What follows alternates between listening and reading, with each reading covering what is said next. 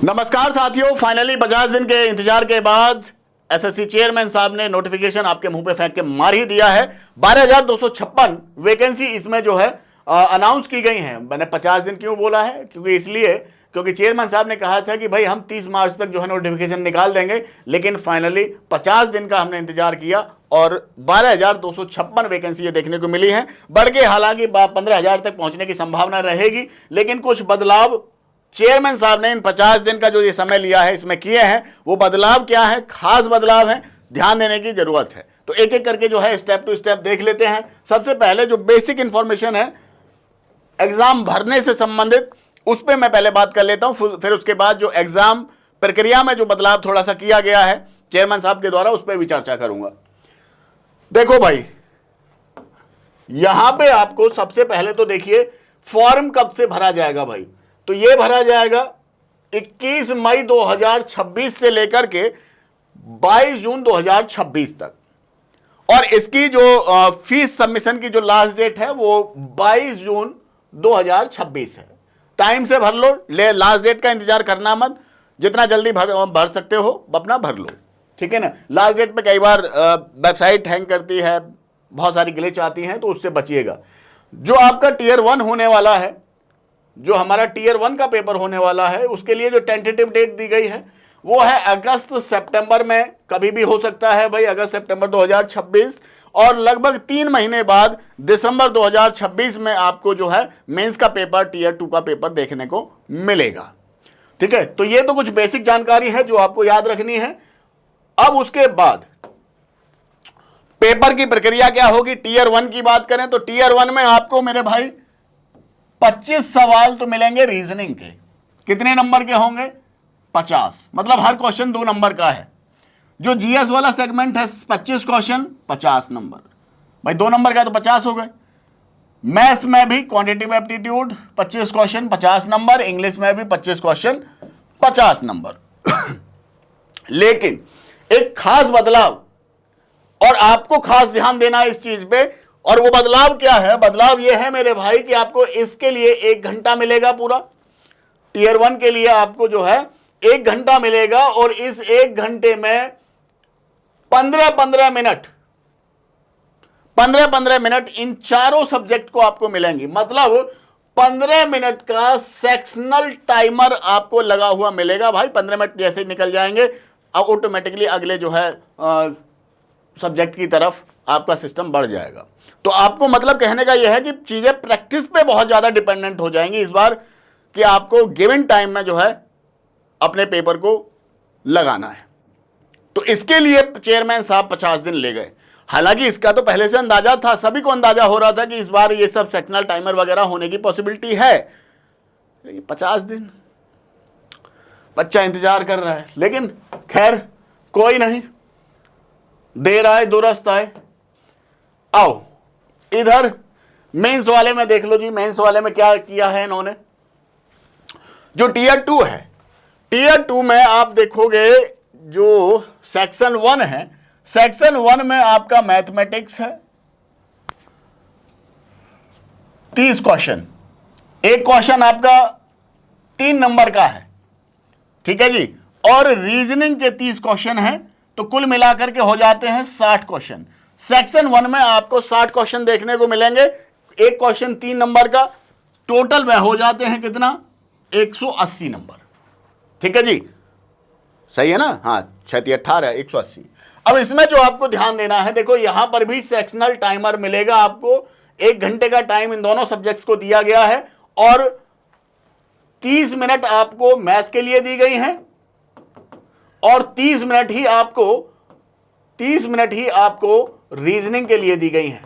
तो भाई प्रैक्टिस अच्छे से कर लीजिए हर क्वेश्चन के लिए, क्योंकि 30 क्वेश्चन 30 मिनट, 30 क्वेश्चन 30 मिनट, मतलब हर क्वेश्चन के लिए आपको जो है 1 मिनट मिलने वाली है। बहुत महत्वपूर्ण होने वाला है, एक मतलब सेकंड काउंट होने वाली है ना। आ जाओ आगे, फटाफट से नजर मार लेते हैं भाई। एज वगैरह पर भी बात करूंगा। कई लोगों के दिमाग में एज को लेकर के बड़ा चलता रहता है कि एज कब क्या होगा, कब से काउंट होगी, तो उस पर भी मैं बात करूंगा, ठीक है जी। देखो इंग्लिश की बात करें 45 क्वेश्चन, ठीक है जी। हाँ ये क्वेश्चन है इधर, और इधर आपका जो जीए वाला सेगमेंट है इधर 25 क्वेश्चन है, हर क्वेश्चन वही 3 नंबर, टोटल मार्क्स हो जाते हैं 210 नंबर।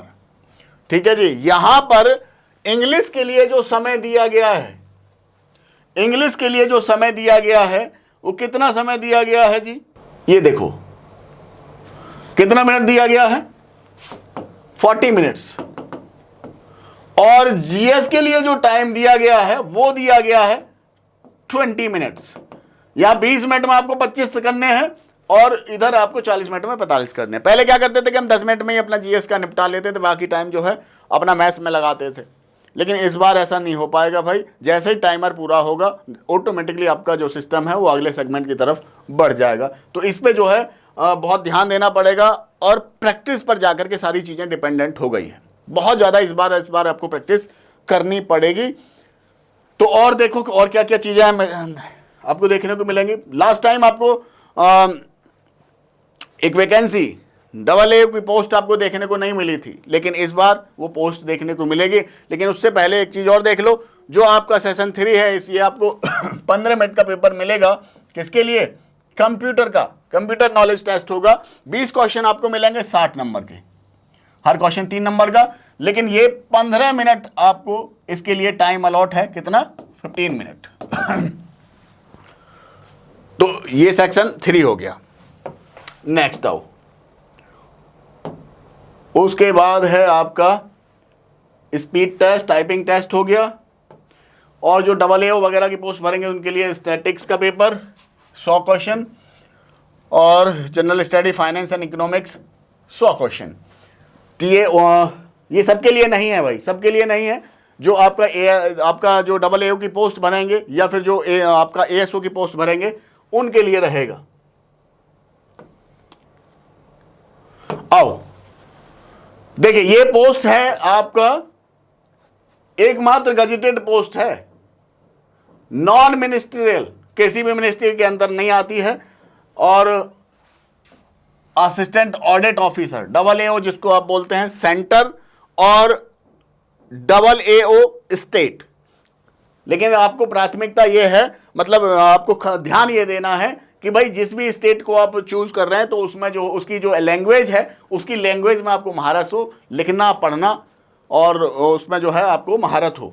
ये आपको चीज़ थोड़ा सा जो है इसमें ध्यान देना पड़ेगा। बाकी वैकेंसी कौन कौन सी हैं उन पे भी देख लो। Assistant section officer ASO, inspector income tax, central excise, तो ये सारी पोस्ट आप देख लेंगे। लेकिन मैं जो अब आ रहा हूं मेन चीज़ पर जो आपको ध्यान देनी है, देखिए सारी पोस्ट हैं जो SSC डिपार्टमेंट के अंतर्गत SSC जो है रिक्रूट करता है जिन सारी पोस्टों के लिए। और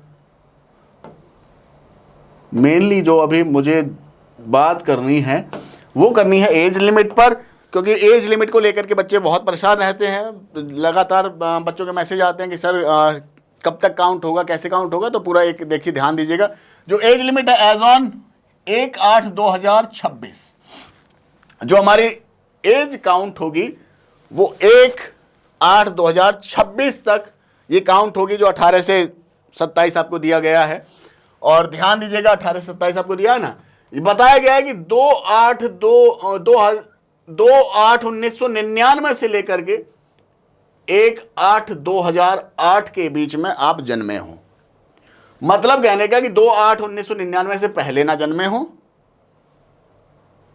और 1/8/2008 के बाद आपका जन्म ना हुआ हो। इसके बीच में अगर आपका जन्म हुआ है, डेट ऑफ बर्थ आपका इससे इसके बीच में आता है, तो आप एलिजिबल हैं, फॉर्म आप भर सकते हैं। ठीक है जी। तो ये चीज आपको खास ध्यान रखनी पड़ेगी, इसको आप एक बार नजर मार लेना।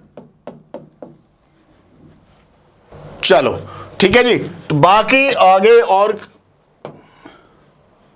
हाँ, रिजर्वेशन की बात करूं तो SC ST के लिए यहां पर 5 साल का रिजर्वेशन दिया गया है, और OBC वालों के लिए 3 साल का एज लिमिट में छूट दी गई है। तो भाई ये जो है फॉर्म आपका आउट हो चुका है। अब आपके लिए सबसे पहले तो फॉर्म भरिए, इत्मीनान से फॉर्म भरिए, और उसके बाद अपनी तैयारी में लग जाइए। हालांकि आप तैयारी में पहले से लगे होंगे, मुझे उम्मीद है, जिनको भी SSC देना है।